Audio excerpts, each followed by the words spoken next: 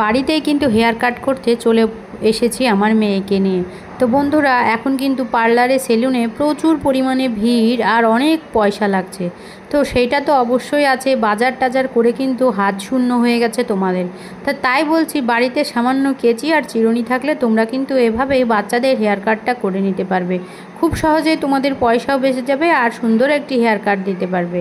তো যাই, এইভাবে চুলটা আগে আঁচড়িয়ে সেট করে নেবে, আর কিভাবে কাটবে সেটা আগে চিরুনি দিয়ে একটু সেট করে নেবে, আর হালকা ধীরে হাতে সুন্দর করে কাটতে থাকবে। এই ফোরহেড স্ট্রেট হেয়ার কাটটি অসাধারণ লাগে একটি মেয়ে শিশুকে করালে। আমি কিন্তু আমার মেয়েকে এত সুন্দরভাবে করিয়ে দিলাম হেয়ার কাটটা, তোমরা অবশ্যই জানাবে কেমন লাগছে। এটা কিন্তু হেয়ার কাটটা খুব সহজেই বাড়িতে করে নিতে পারবে, কোনো রকমের কোনো ঝামেলা ছাড়াই।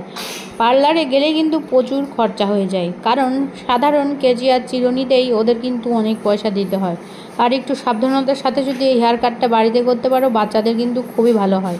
তো কেমন লাগছে আমার এই বেবি হেয়ার কাটটা অবশ্যই তোমরা জানাবে, কমেন্ট করবে, লাইক করবে, আর পারলে সাবস্ক্রাইব করে দেবে আমার চ্যানেলটি। আশা করছি তোমাদের খুব ভালো লাগবে এই হেয়ার কাটটা, বেবি হেয়ার কাটটা। দেখো কত সুন্দর সেট হয়ে গেল। এখন কিন্তু একটা লেয়ার ধরে এখান থেকে ক্লিপ করে দিলেই ওর চুলটা খুব সুন্দর সেটিং হয়ে যাবে, আর কপালের সামনে ঝিরিঝিরি চুল এসে যাবে। Tata, bye bye.